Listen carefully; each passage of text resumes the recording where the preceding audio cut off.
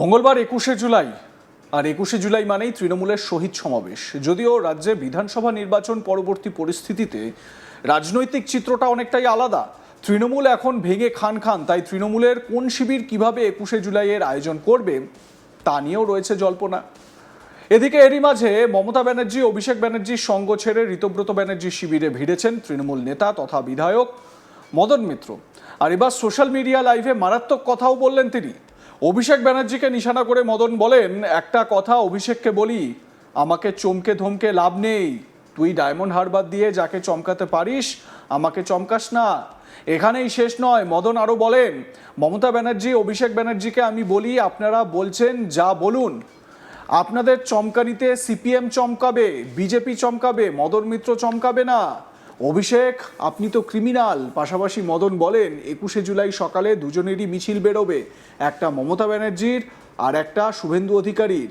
আমি মমতা ব্যানার্জিরও নই, শুভেন্দু অধিকারীরও নই, তবে ওটা কিন্তু মুখ্যমন্ত্রীর বিধানসভা কেন্দ্র। ওখানে সকালবেলা বেশি গন্ডগোল হলে গুলিগোলা চলবে, বি কেয়ারফুল। মদন মিত্র কি বলেছেন শুনুন। আপনারা বলছেন যা বলুন, আপনাদের চমকানিতে সিপিএম চমকাবে, বিজেপি চমকাবে, মদন মিত্র চমকাবে না। অভিষেক, আপনি তো ক্রিমিনাল, আপনি তো মার্ডারার, আপনি তো পয়সা দিয়ে মার্ডার করেন, আপনি তো সুপারি দিয়ে মার্ডার করেন। You are having a criminal instinct. আপনি কি ভাবছেন? আরেকটা কথা বলি, কাল সকালে এই ২১শে জুলাই সকালে কিন্তু আমাদের দুজনেরই মিছিল বেরোবে, একটা মমতা ব্যানার্জির, একটা শুভেন্দু অধিকারীর। আমি মমতা ব্যানার্জিরও নই, শুভেন্দু অধিকারও নই, তবে ওটা কিন্তু চিফ মিনিস্টারের কনস্টিটিউয়েন্সি। ওখানে সকালবেলা বেশি গন্ডগোল হলে কিন্তু গুলিগোলা চলবে, বি কেয়ারফুল। ওকে, আমাকে চমকে ধমকে লাভ নেই। তুই ডায়মন্ড হারবার দিয়ে যাকে চমকাতে পারিস, আমাকে চমকাস না। এর কদিন আগেও আমি অ্যাটেম্প টু মার্ডার হয়েছি, আমাকে গুলি চালিয়েছে। So I don't care, it is destined. জন্মিলে মরিতে হবে, অমরকে কথা হবে। এখানেই শেষ নয়।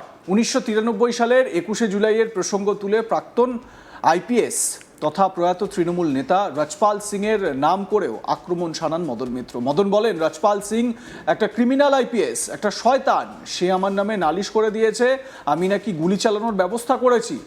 ভগবান এমনই ওকে আগে নিয়ে, সেরকমই তাকে আগে নিয়ে নিয়েছে, আমায় নেয়নি। তো মদন এ প্রসঙ্গে বলতে গিয়ে কি বলেছেন শুনুন। মমতা বন্দ্যোপাধ্যায় আমায় বললেন, আজকে এমন একটা কিছু করতে হবে সারা জীবন যাতে মনে রাখে। তখন সকাল 8:30, মমতা ব্যানার্জির বাড়িতে ব্রাশ করছিলেন, ২১শে জুলাই 1993। ওখান থেকে আমি কিছু ইনস্ট্রাকশন নিয়ে বেরিয়ে এলাম। তারপরেই পরপর ঘটনা ঘটেছে, আপনারা জানেন। 13 জন মারা গিয়েছিল, আমি জেল খেটেছি, এবং সব থেকে বড় কথা, রজপাল সিং একটা ক্রিমিনাল আইপিএস, একটা শয়তান। সে কি করেছে, সে আমার নামে নালিশ করে দিয়েছে যে আমি নাকি গুলি চালাবার ব্যবস্থা করেছি। ভগবান এমনই, ওকে আগে নিয়ে গেছে, আমায় নেয়নি। আমি এখনো হাসতে খেলতে ঘুরতে ফিরতে পারি। রজপাল আমাকে বলছে, কেদার বদ্রীতে যেখানে ওই সব ভেঙে চুরে গেল শ্রীনগরে, ওইখানে রজপাল আমাকে বলছে, তোমাকে আমি একবার গুলি করলাম এয়ারপোর্টে, কিন্তু আমি দেখলাম তুমি গুলির আগেই বেরিয়ে গেলে। আরেকবার গুলি করলাম তোমায় দমদম সল্টলেকে একটা বিয়ে বাড়িতে, তোমার জায়গা ছিল কোণে, ওমা তুমি গিয়ে কোণে না বসে উল্টো দিকে বসলে। আরে রাখে রাম তো মারে কে। ফলে এসব কোনো ব্যাপার নয়। I don't care, I don't mind. Please see my live tomorrow at 3 AM. I will be doing the live from West Bengal Legislative Assembly.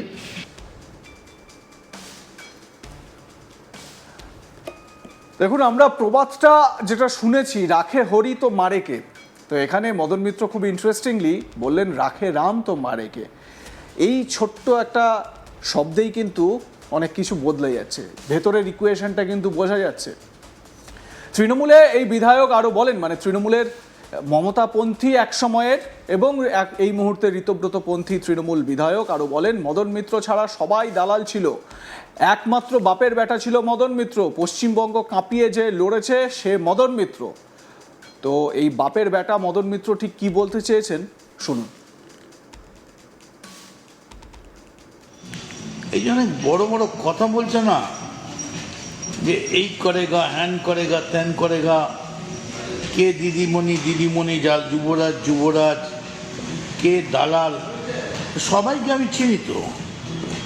Madan Mitra ছাড়া সবাই দালাল ছিল, একমাত্র বাপের বেটা ছিল মদন মিত্র। পশ্চিমবঙ্গ কাঁপিয়ে যে লড়েছে সে মদন মিত্র, আর তার পরিবর্তে মমতা বন্দ্যোপাধ্যায় নিশ্চয়ই আমায় ভদ্র ব্যবহার করেছেন, কিন্তু তার হাত দিয়ে কখনো, মানে দুঃখের সঙ্গে বলছি, আই এম সরি, একটা কথা বলি, আমি শুনছি যে এই বললে এরা বেঈমান, ওরা বেঈমান, ওরা এই করতো, ওরা এই করতো।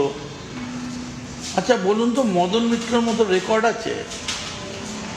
27 মাস জেল খাটার পরে 3 ডবল মার্জিন নিয়ে যে জিতে এসছে, বারবার জিতে এসছে। এই যে এখন আমি বেরোবো, কম করে 20টা সেলফি আমায় এই গেট থেকে নিচে নামতে হবে। কই, আমায় তো আমার প্রাপ্যটা দেননি, বড় গায়ে লাগে। আরেকটা কথা অভিষেককে বলি, আমাকে চমকে ধমকে লাভ নেই। এই অভিষেক সম্পর্কে ক্ষোভ ঋতব্রতপন্থী তৃণমূলে, এবং যারা এই মমতার হাত ছেড়ে যাচ্ছেন প্রত্যেক নেতাই কিন্তু অভিষেকের বিরুদ্ধে ক্ষোভ উগরে দিচ্ছেন। কয়েকদিন আগেই অভিষেক ব্যানার্জি নিজে চ্যালেঞ্জ দিয়ে বলেছিলেন যে আপনারা ফিরে আসুন, ক্ষমতা থাকলে আমি ইস্তফা দিয়ে দিচ্ছি, মানে নিজের পদ ছেড়ে দিচ্ছি। এই একটা ওপেন চ্যালেঞ্জও অভিষেক ব্যানার্জি দিয়ে রেখেছিলেন। যদিও সেই ওপেন চ্যালেঞ্জ কারা গ্রহণ করলেন কারা গ্রহণ করলেন না তাতে খুব একটা মাথা ব্যথার বিষয় নয়, কিন্তু যারাই এই মমতার হাত ছাড়ছেন তারা প্রত্যেকেই অভিষেককে কাঠগড়ায় দাঁড় করাচ্ছেন। মমতা বন্দ্যোপাধ্যায় তো এই ফেসবুক লাইভে নিজের বক্তব্য বলতে এসে অভিষেকের প্রতি তার সমর্থন জানিয়ে গিয়েছেন। তিনি বলেছেন যে অভিষেক যদি কোনো দোষ করেও থাকে আপনাদের নজরে, তাহলে অভিষেকের সব দোষ ক্ষমা হয়ে গিয়েছে, কারণ ও বাঘের মতো লড়াই করছে। আপনাদের মতামত কি এ বিষয়ে জানাতে ভুলবেন না। দেখতে থাকুন আজ তাক বাংলা, সাবস্ক্রাইব করুন আমাদের ইউটিউব চ্যানেলটি।